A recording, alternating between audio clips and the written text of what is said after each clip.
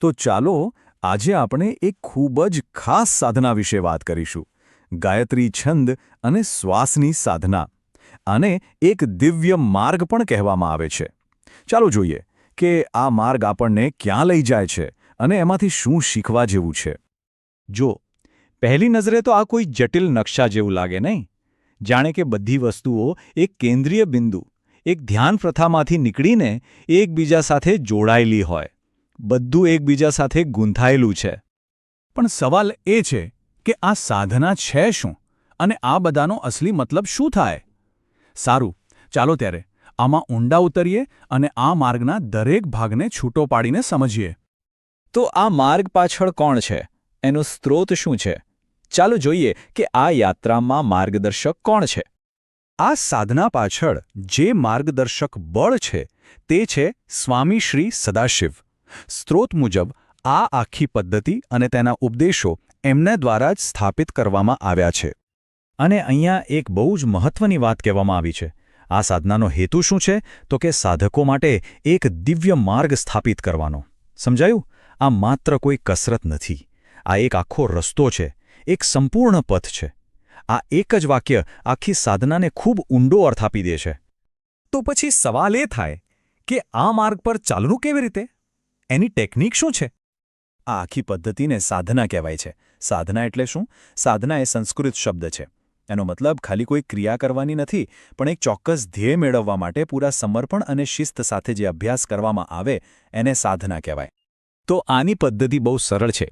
પહેલાં ધ્યાનની મુદ્રામાં બેસવાનું, પછી નાકથી ઊંડો શ્વાસ લેવાનો, મનમાં ને મનમાં મંત્રનો જાપ કરવાનો, અને સૌથી અગત્યનું, શ્વાસને મંત્રના તાલ સાથે એકદમ સેટ કરી દેવાનો. બસ આટલું જ. પણ આમાં એક વાતનું ખાસ ધ્યાન રાખવાનું છે. દરેક શબ્દ, જેને અક્ષર કહેવાય છે, એનું ઉચ્ચારણ એકદમ ચોક્કસ અને સ્પષ્ટ હોવું જોઈએ, કેમ કે આ મંત્રની આખી અસર એના સાચા ઉચ્ચારણ પર જ નિર્ભર કરે છે. સારું, તો આ સાધના કરવાથી ફાયદો શું થાય? સ્ત્રોત કહે છે કે આ દેખીતી રીતે સરળ લાગતી સાધનાના ફાયદા અનેક છે અને એ શરીર, મન અને હૃદય ત્રણેય પર અસર કરે છે. સૌથી પહેલાં વાત કરીએ હૃદયની. કહેવાય છે કે આનાથી ભાવનાત્મક વિકાસ થાય છે. કેવી રીતે?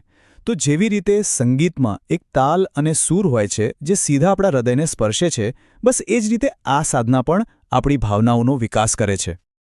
હૃદય પછી આવે છે મન. વૈદિક મંત્રોના ધ્વનિથી માનસિક શુદ્ધિ થાય છે.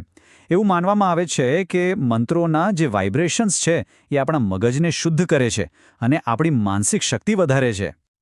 અને હવે વાત શરીરની. જ્યારે શ્વાસ અને મંત્ર એક થઈ જાય ત્યારે શું થાય? ત્યારે સહેજ પ્રાણાયામની સ્થિતિ પ્રાપ્ત થાય છે. એટલે કે શ્વાસ પર નિયંત્રણ માટે કોઈ પ્રયત્ન જ નથી કરવો પડતો. એ આપોઆપ એકદમ કુદરતી રીતે ચાલવા લાગે છે. તો જુઓ, હૃદય, મન અને શરીર ત્રણેયને ફાયદો થાય છે. પણ આ બધાનું અંતિમ લક્ષ્ય શું છે? એક જ લક્ષ્ય છે. એ છે શુદ્ધ, શાંત અને સ્વસ્થ શરીર અને મન. આ જ છે આ સાધનાનો અંતિમ પરિણામ, એક સંપૂર્ણ સુખાકારીની અવસ્થા. અને આ ચિત્ર જુઓ, આ બધું જ એકદમ સ્પષ્ટ કરી દે છે. આ સાધના શું કરે છે? એ મગજની જે ભૌતિક કામગીરી છે ને, જે વિજ્ઞાન છે, એને આધ્યાત્મિક આદર્શો સાથે જોડી દે છે. એ વિજ્ઞાન અને અધ્યાત્મ વચ્ચેનો એક પુલ છે એમ કહી શકાય.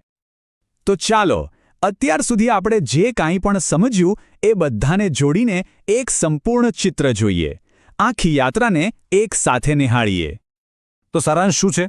પહેલું, આ એક એવી સાધના છે જે એક આધ્યાત્મિક ગુરુના માર્ગદર્શન હેઠળ થાય છે. બીજું, એની મુખ્ય ટેકનિક શ્વાસ અને મંત્રને જોડવાની છે. ત્રીજું, આનાથી હૃદય, મન અને શરીર ત્રણેયને ફાયદો થાય છે. અને છેલ્લે, આ બધું મળીને આંતરિક સંવાદિતા એટલે કે અંદરથી શાંતિ મેળવવાનો એક સંપૂર્ણ માર્ગ બને છે. તો આ બધું જાણ્યા પછી એક સવાલ મનમાં જરૂર આવે કે આજે જ્યારે આપણે સુખાકારીની આટલી બધી વાતો કરીએ છીએ, ત્યારે શું આંતરિક શાંતિ મેળવવાના આવા પ્રાચીન માર્ગોમાંથી આપણે કંઈક શીખી શકીએ? ચોક્કસપણે વિચારવા જેવી વાત છે.